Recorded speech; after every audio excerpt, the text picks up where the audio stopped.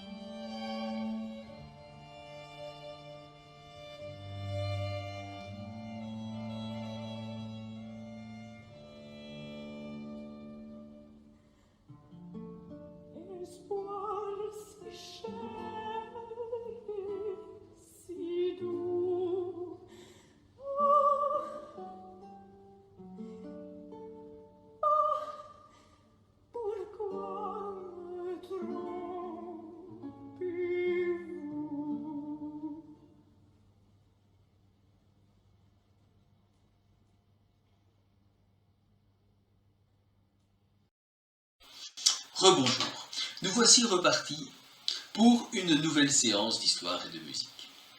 Alors, j'espère que vous en avez apprécié l'introduction par la belle Stéphanie Doustrac. Elle est venue nous pleurer la douleur de la grande déesse Cybèle.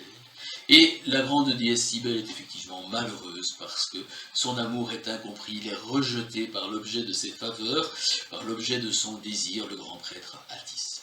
Alors pourquoi avons-nous mis écouter cet extrait? Eh bien parce qu'il enchaîne, je pense, judicieusement avec la fin de la leçon précédente.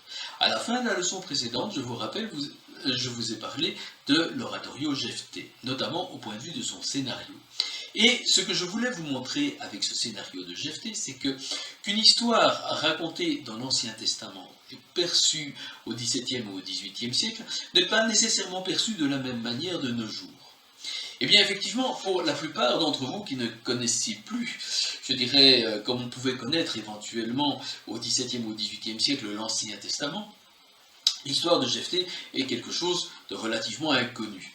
Et quand vous vous rendez compte que ce général doit sacrifier sa fille à l'Éternel en fonction d'un vœu qu'il a fait, et que cette même fille demande à aller pleurer sur la montagne, je veux dire, quand je vous pose la question « Pourquoi va-t-elle pleurer ?», eh bien, jusqu'à présent, personne ne m'a jamais fourni la réponse qui se trouve dans l'Ancien Testament, à savoir, je dirais qu'elle va pleurer sa virginité inutile. Cette réponse, qui ne paraît absolument pas évidente au XXIe siècle, surtout dans cet état de méconnaissance de l'Ancien Testament où nous nous trouvons actuellement, était peut-être beaucoup plus évidente au XVIIe ou au XVIIIe siècle, en tout cas vu le nombre de fois où cette histoire a été mise en musique. Ici nous avons un autre exemple, un exemple un peu plus clair quand même peut-être, puisque nous serions en classe, je vous poserai la question « Qu'avez-vous vu ?» Il y a fort à parier que vous me disiez « C'est une jeune femme qui est malheureuse parce que son amour est incompris, son amant est parti, que sais-je, son amour est refoulé, enfin pour toute une série de raisons qui paraissent quand même relativement évidentes, et je dirais, elle mélange dans son chant de la jalousie et de la tristesse. » D'accord, jusque-là, ça paraît évident. Mais pour les spectateurs de l'époque, il y avait une évidence supplémentaire. C'est-à-dire ce genre d'opéra, donné à la cour de France, était en fait souvent conçu sur des personnages à clé.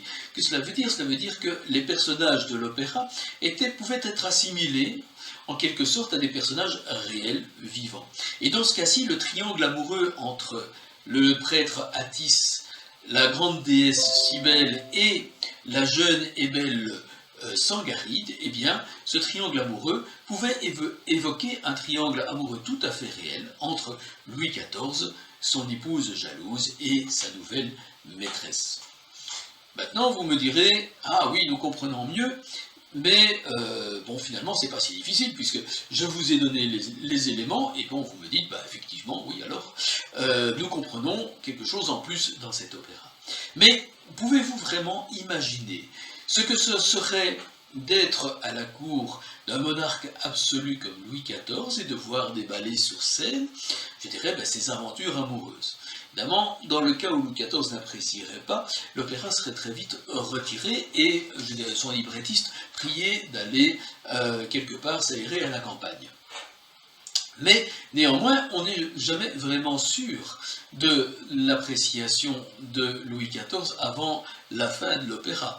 Donc, est-ce que nous pouvons nous représenter ce que c'est de vivre ce genre d'expérience, alors qu'en fait, quelque part, nous vivons dans une tradition quand même relativement démocratique? Je ne suis pas sûr que ce soit évident, mais je laisse la question à votre réflexion.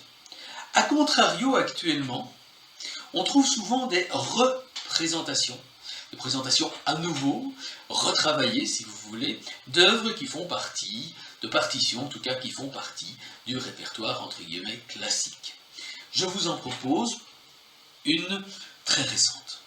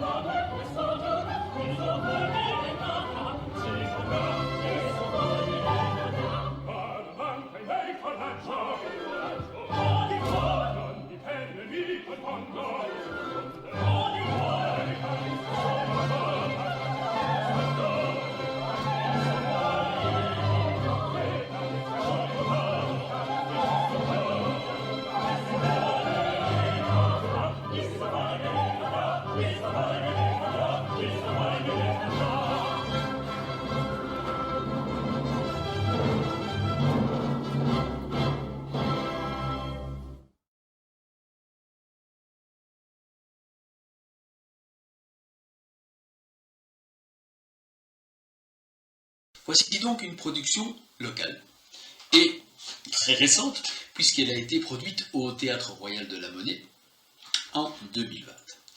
Et donc, ce qui saute aux yeux dans une telle production, ce que le metteur en scène a manifestement eu envie de mettre en évidence, de surligner, on pourrait même dire de surligner, au magique fluorescent, c'est la connotation sexuelle du livret. Bien sûr, Don Giovanni est un séducteur, c'est clair. Et bien sûr, la distinction, la césure entre viol et entre séduction et viol pur et simple est au XVIIIe siècle beaucoup plus floue qu'elle ne l'est heureusement devenue aujourd'hui. Néanmoins, même si la dépravation est une caractéristique essentielle du personnage, celle autour duquel l'intrigue va se nouer, mais est-ce que cette dépravation est uniquement sexuelle? Don Giovanni, après tout, fait la fête, il insulte un mort, il boit du vin, il monte sur les tables. Je dirais c'est quelqu'un qui fait bien d'autres choses que de poursuivre les femmes, du moins au point de vue de la morale. Bien sûr, effectivement, il va courir après les femmes, il va essayer de les collectionner, il va abuser de Donna Anna au début de l'opéra, mais il ne fait quand même pas que cela.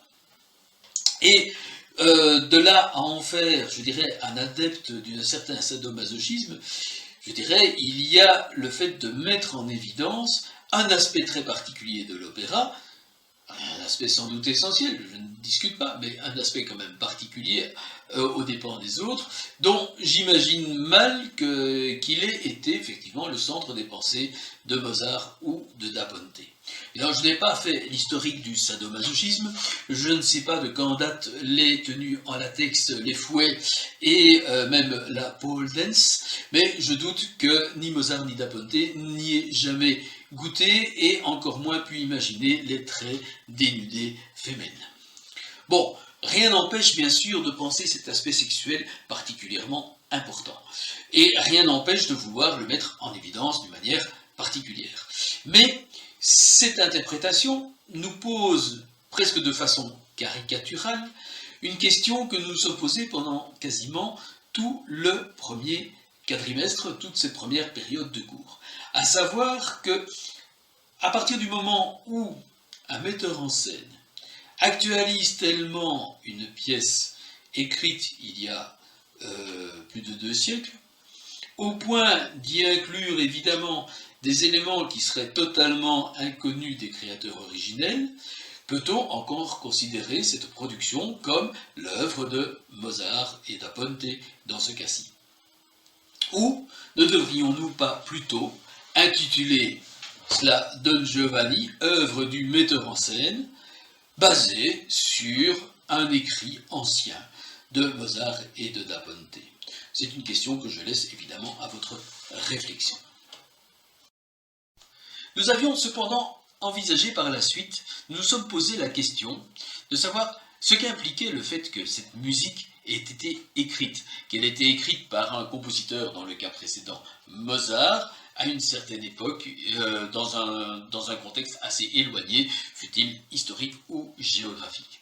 Eh bien, les choses qui sont nécessaires pour que cet événement se produise, c'est qu'il faut d'abord un compositeur. Un compositeur, c'est-à-dire quelqu'un capable d'écrire de la musique, qui est initié aux langages musicaux considérés comme savants, c'est-à-dire les langages adoptés par une certaine culture de l'élite. Et puis, cette musique, il faut encore la diffuser. la diffuser, parce que, bon, le compositeur serait-il très savant et écrirait-il de la musique géniale dans son coin? Eh bien, effectivement, s'il ne la diffuse pas, personne ne sera au courant. Et donc, il faut un accès aux moyens de diffusion qui sont historiquement plutôt chers et rares. Évidemment, le musicien peut se déplacer par lui-même, mais effectivement, la partition peut se déplacer encore beaucoup plus facilement que lui, ne fût-ce qu'en copie manuscrite tout d'abord, et puis imprimée. Évidemment, actuellement, nous connaissons des moyens de diffusion encore beaucoup plus rapides, mais il faut évidemment attendre le XXIe siècle. Il faut aussi la volonté de voir cette musique reproduite. Alors, il faut la voir reproduite pour différentes raisons, donc il faut déjà quelqu'un qui a envie de la reproduire, il faut déjà ce que nous appellerions maintenant un producteur. Et ce producteur, il doit disposer effectivement de gens qui sont pas nécessairement capables de la reproduire par lui-même, et donc il doit pouvoir disposer de musiciens qui sont capables de le faire et qui seront assez rapidement des professionnels qu'il faudra payer. Ensuite, ces professionnels, eux, doivent disposer d'instruments, et d'instruments raffinés qui seront produits par des artisans spécialisés. Allez donc voir le prix d'un bon violon ou d'un bon piano. Et puis effectivement, donc c'est encore relativement cher, et puis ensuite il faut un public qui soit content que l'on puisse lui jouer ce genre de musique, donc qui soit capable de l'apprécier, éventuellement de la lire, ravi de la commenter, ça c'est un métier qui a beaucoup d'avenir, et éventuellement de la pratiquer, chose que vous essayez, j'imagine, de faire dans les locaux de l'académie. Et vous voilà dans les couloirs de l'académie, et vous voilà chez un respectable professeur de formation musicale ou d'instruments, un respectable professeur d'académie dont j'espère faire partie d'ailleurs, et je dirais, nous allons vous apprendre toute une série de choses, et notamment toute une série de codes. Et ces codes vont vous permettre de chanter les notes, de les identifier, de réaliser les rythmes, de suivre la mesure, éventuellement même de contredire cette mesure là où c'est nécessaire, de jouer plus fort, de jouer moins fort. En fait, on va vous aider à réaliser ce qui est écrit. Et donc, vous vous dites sans doute, une fois que je fais ce qui est écrit, je le fais convenablement, vous aurez d'ailleurs des examens pour réaliser à quel point vous le faites convenablement, et bien à partir du moment où je le fais convenablement, c'est dans la poche. Eh bien, c'est pas aussi évident que ça en a l'air. Parce qu'effectivement, la notation, souvent, ne nous dit pas tout. Déjà, au XVIIIe siècle, François Couperin, l'un des, peut-être le claveciniste le plus célèbre de l'histoire, nous disait « Comme il y a une grande distance de la grammaire à la déclamation, il y en a aussi une infinie entre la tablature, c'est-à-dire la manière dont sont notés les doigts, je dirais, que l'on doit placer sur un clavier ou sur l'instrument à cordes, il y en a aussi une infinie distance entre la tablature et la façon de bien jouer. Donc, bien jouer et respecter ce qui est écrit, ce sont, pour François Couperin, deux choses quand même relativement différentes. Effectivement, le code ne nous dit pas tout, et nous verrons que le code peut même nous induire en erreur. Alors voyons voir. Par exemple, un des codes les plus indéchiffrables qui existent, ce sont les neumes. Alors ils apparaissent au IXe siècle, et on se demande bien pourquoi ils apparaissent, parce qu'effectivement, quand vous voyez le texte comme cela, eh bien, si vous ne connaissez pas la mélodie, je vois mal comment vous parviendrez à réaliser la partition en question. Elle vous donne plein d'indications, mais pas grand-chose sur la hauteur des sons, et donc pas grand-chose sur la mélodie, ni même éventuellement sur le rythme. Il en existe néanmoins des interprétations, et je vous en propose une immédiatement.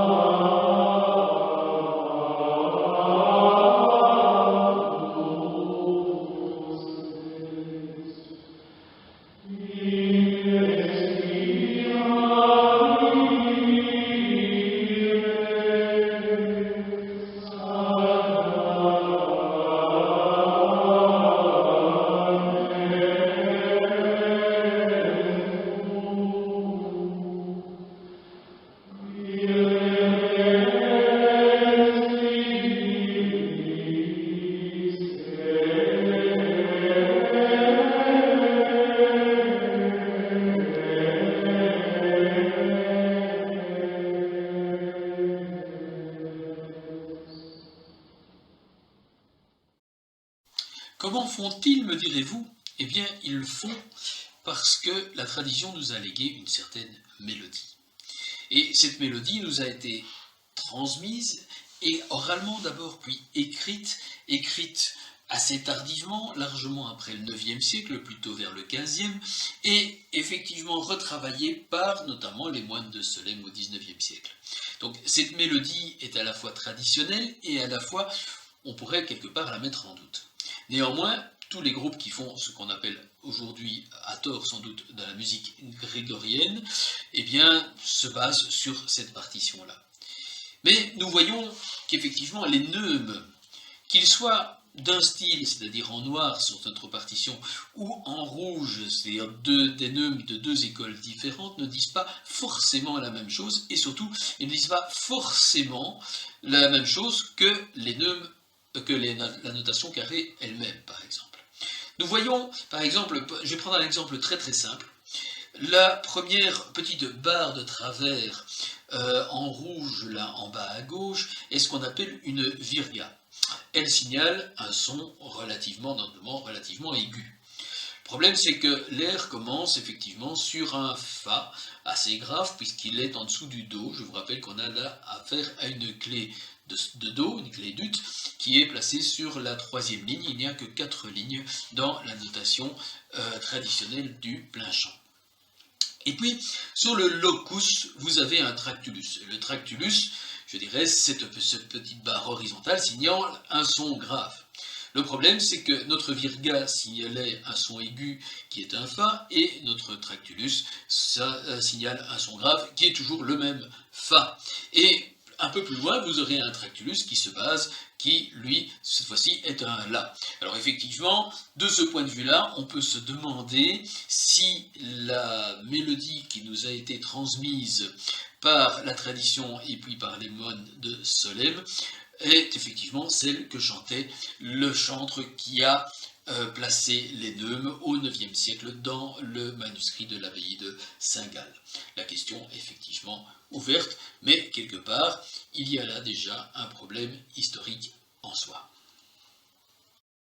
Cet exemple peut paraître quelque peu lointain, en fait perdu dans les limbes de l'histoire.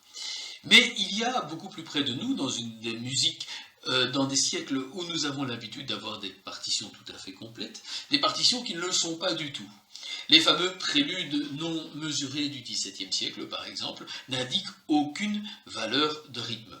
On peut donc en avoir, selon les interprètes actuels, des versions extrêmement différentes. Je vous propose donc celui-ci, qui est un prélude de Louis Couperin, et je vous le propose dans 2 interprétations différentes.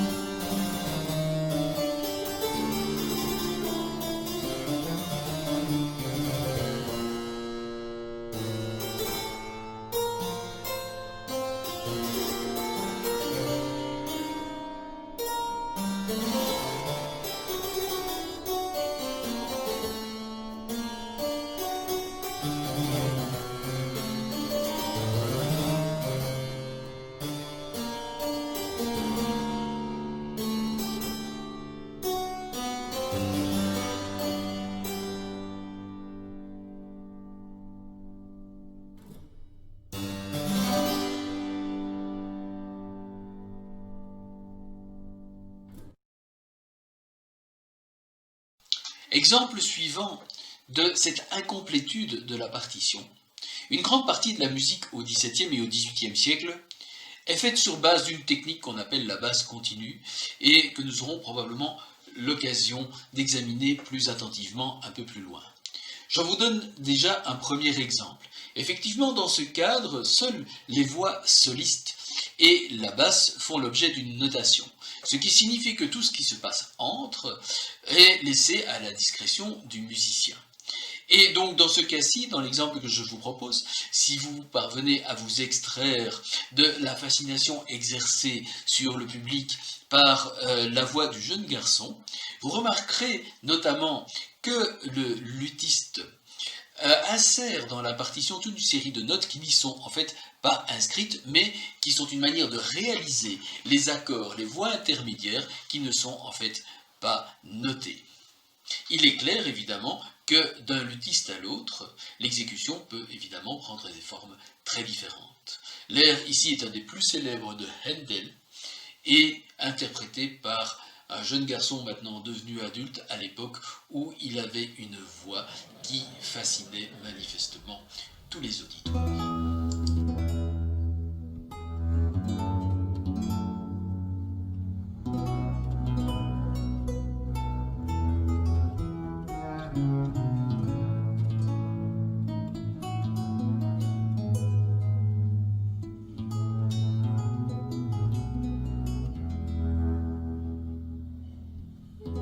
Lascia che io pianga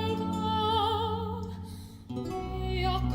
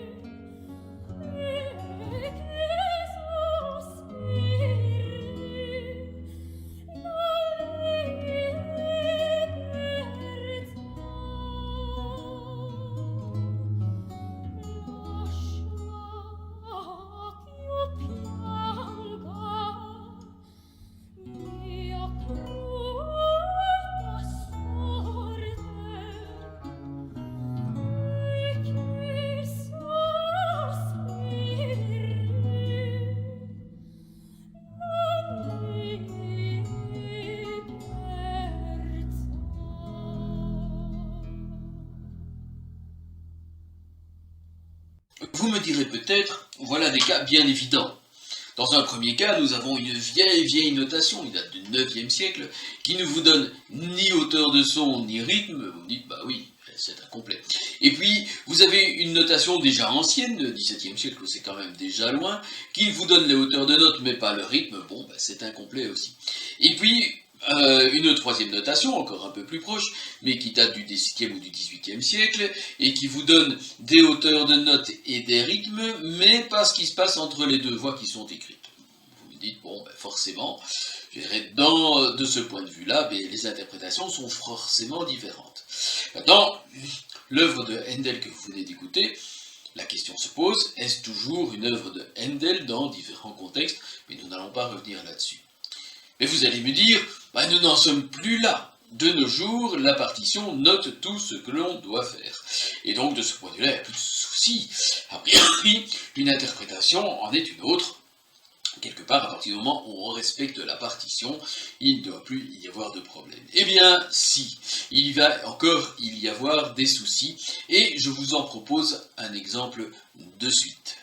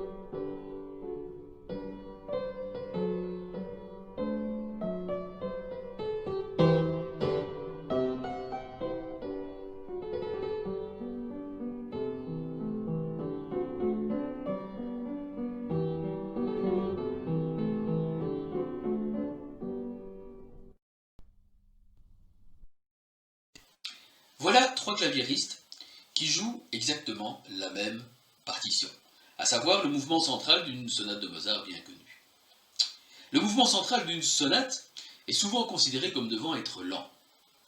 Il y a néanmoins un petit souci ici, c'est que Mozart lui-même inscrit andante con espressione.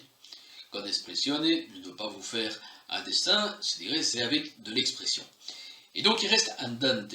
Que veut dire andante? Eh bien andante, je dirais comme on peut facilement le deviner, au XVIIIe siècle signifie ce qu'il signifie en italien, c'est-à-dire allant, c'est-à-dire pas lent.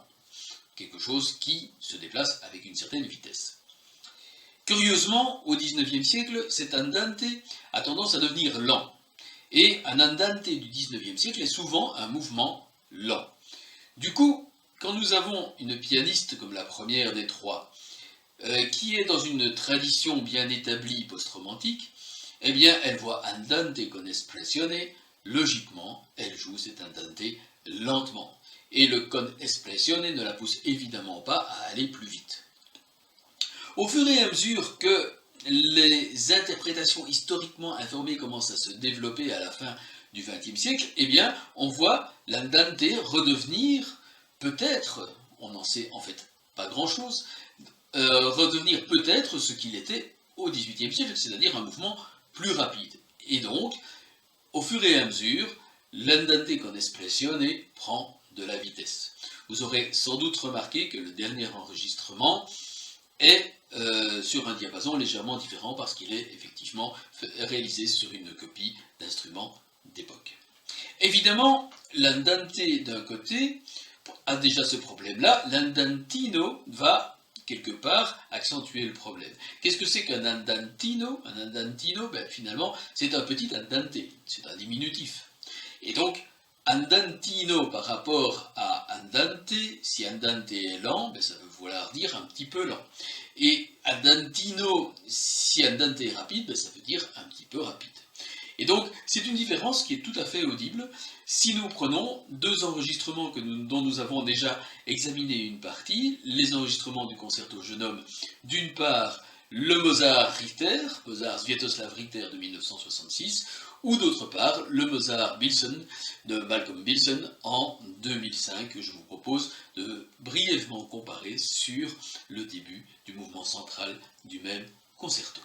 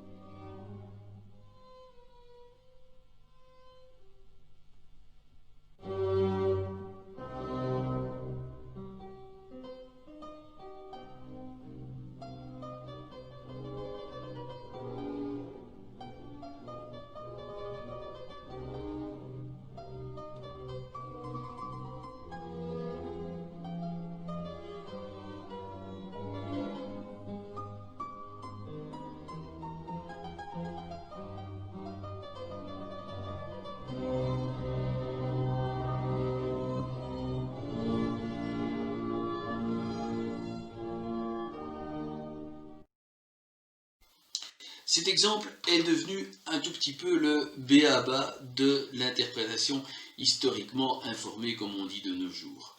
Effectivement, je dirais que c'est un petit peu le début, pour vous montrer, c'est un argument sur lequel on s'est beaucoup basé, pour montrer en fait que la tradition du 19e siècle avait surimposé à la musique du 18e siècle des choses qui n'y étaient pas. Et donc, effectivement, le tempo, c'est quand même quelque chose d'important, parce que fait la musique sinon organiser le temps, et la manière, la vitesse à laquelle vous l'organisez influe évidemment de manière directe sur la signification du message que vous voulez éventuellement transmettre.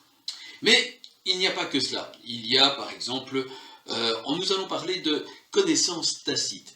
Évidemment, quand un compositeur au XVIIIe siècle intitule un morceau d'une certaine manière, probablement, je dirais, cela veut dire quelque chose. Donc cette espèce de paratexte n'est pas innocent. Il influe sans doute sur la manière de jouer la pièce en question et effectivement se base sur des connaissances qui, de son temps, pour ses contemporains, sont d'une évidence naturelle. Et donc, pour vous en parler, je dois vous parler de bourdon. Alors, qu'est-ce qu'un bourdon? Mais le bourdon, ce sont par exemple les grands tuyaux qui reposent sur l'épaule des cornemusiers et qui jouent en fait de manière continue toujours les mêmes sons. Alors, quitte à vous le rappeler et à vous montrer des gens en jupette, eh bien, je vous propose ceux ou celles-ci.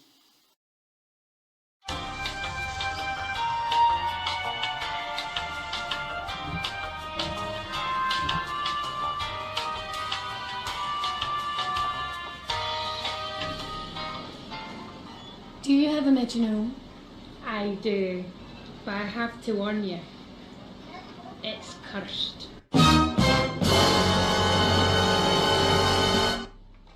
Whatever.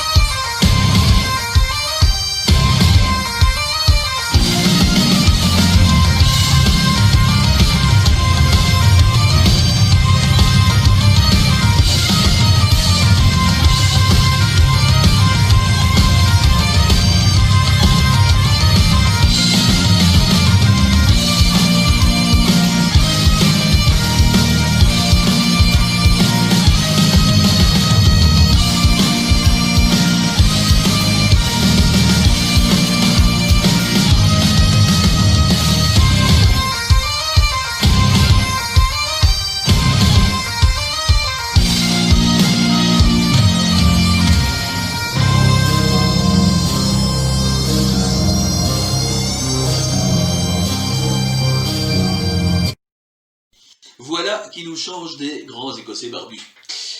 Alors pourquoi vous ai-je montré cet extrait? Eh bien pour vous rappeler ce qu'est un bourdon. Et dans une cornemuse, le bourdon est émis par ces grands tuyaux qui reposent sur l'épaule ici de ces charmantes cornemusières.